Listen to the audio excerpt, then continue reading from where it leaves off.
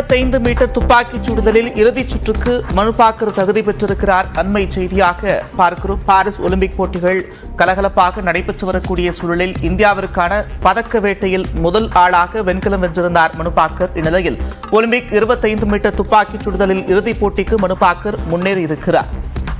25 metre துப்பாக்கிச் சுடுதல் போட்டியில் ஒலிம்பிக்கில் இறுதி சுற்றுக்கு மனுபாக்கர் முன்னேறியிருக்கிறார். முதலாவது ஆளாக வெண்கலப் பதக்கத்தை வென்ற மனுபாக்கர் இறுதி சுற்றுக்கு முன்னேறியிருக்கிறார்.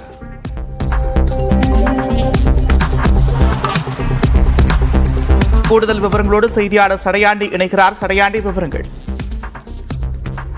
நந்தா, துப்பாக்கிச் சுடுதலில் பாரிஸ் ஒலிம்பிக் தொடரில் இந்தியா ஹாட்ரிக் வெண்கலப் பதக்கம் வென்று ஏற்கனவே சாதனை நிகழ்த்தியது.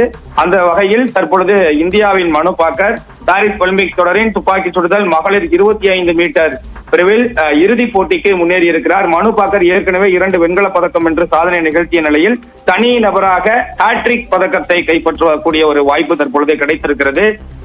கிட்டத்தட்ட 40 வீராங்கனைகள் பங்கேற்று பல பரீட்சை நடத்திய இந்த போட்டியில் 2வது இடம் பிடித்து அந்த இறுதிப் போட்டி வாய்ப்பை உறுதி செய்திருக்கிறார். கிட்டத்தட்ட 590 புள்ளிகளை பெற்று 2வது இடத்தை வசப்படுத்தி முதல் 8 இடங்களை பிடிக்கும் வீரர்கள் இறுதி சுற்றுக்கு நேரடியாக தகுதி பெறுவார்கள்.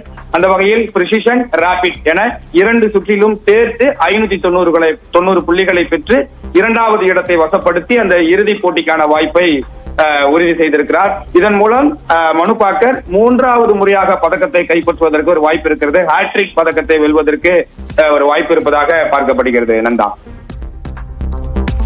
நன்றி சடையாண்டி, விரிவான விவரங்களுக்கு.